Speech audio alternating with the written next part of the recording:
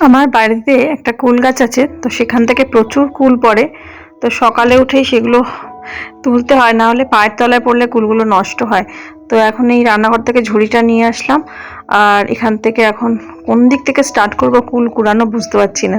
তো এখন শুরু করেছি কুল কুড়াবো। তো কলতলাতেও অনেকটা পড়ে আছে, আর এদিকে মাটির দিকটাতেও অনেকটা আছে। মাটির দিকটাতে আমার হাজব্যান্ড গেছে তুলতে, আর আমি এই পরিষ্কার এই উঁচু জায়গাটা থেকে কুলগুলো তুলে নিচ্ছি। তো যেহেতু আমার পায়ে একটু প্রবলেম আছে, পায়ে একটা অনেক বছর আগে একটা চোট পেয়েছিলাম, তো ওই পা চেপে চেপে বসে মাটির দিকটাতে একটু কষ্ট হয়। তো আমার হাজব্যান্ড বললো যে এই দিকটা তুমি কুড়িয়ে নাও, আমি ওই দিকটা কুড়িয়ে নিচ্ছি। তো লাল হলুদ পাকা পাকা সবজি, লাল হলুদ আর সবজি তিনটে কালার মিশানো কুল, সেটা কিন্তু দারুণ খেতে লাগে।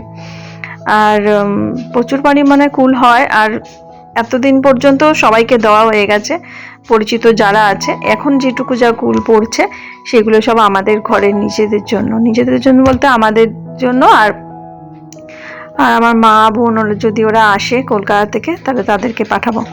তো এই আমাদের নিজেদের জন্যই এখন যেটুকু যা পড়ছে তোলা হচ্ছে, আর বাকিগুলো এতদিন ধরে যা যা পড়েছে সমস্ত সবাইকে দেওয়া হয়ে গেছে।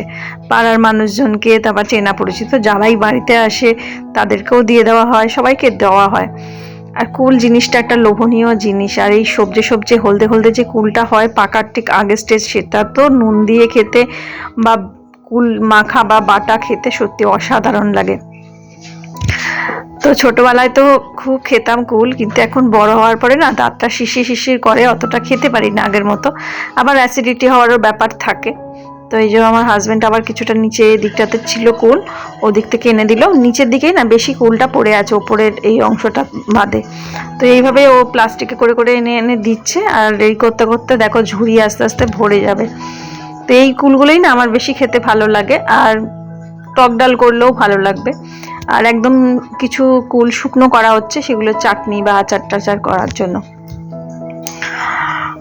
তো আমার বাড়ির এই গাছটা একটা কুল খেয়ে দানা ফেলে দেওয়ার পরেই সেখান থেকেই গাছ হয়েছিল।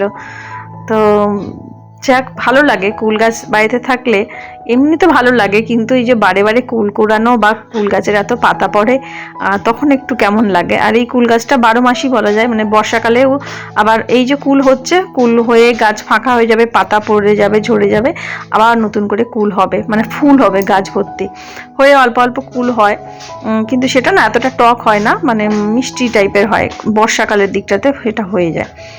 তো এইগুলোকে এখন ওই দিকের ছোট্ট একটা কলতলা আছে, ওদিকটাতেই এখন রোদটা পড়ে, তো ওদিকটা এখন রোদে দিয়ে রাখবো। কারণ ঘরে রাখলে না পাকা কুলের একটা গন্ধ হয়ে যায়, তো সেই জন্য। আর রোদে রাখলে সারাটা দিন রোদ পায়, আর সারাটা দিন ধরে টুপটাপ তো কুল পড়তেই থাকে। আর কাঁচা বেলায় তো কাঠবিড়ালি বা অন্যান্য পাখিতেও এসে খায়, আর পাকলে তো খাই। আর কাঁচা বেলায় বেশি দেখেছি আমাদের বাড়ির কাঠবিড়ালি আছে, তারা খায়। তো এক ঝুড়ি হয়ে গেছে, দুজনে মিলে একসাথে কুড়িয়ে নিলাম, তাড়াতাড়ি হয়ে গেল। কলতলাতেও কিছুটা ছোট তুলে নিয়েছি, আর একটু জল একটু মাটির দিকে পড়েছিল কয়েকটা কুল, কাদা টাদা লেগে গেছিলো, তো সেগুলোকে একটু জল ধোয়া করে আমার হাজব্যান্ড এখানটা রেখেছিল, আমি আবার এটা তুলে রোদের দিতে গেলাম। তো সরস্বতী পুজোর মরশুম, তো তাই জন্য চারিদিকে গান টান হচ্ছে, তো ভাবলাম না ভিডিওটা একটু মিউট করে দিই।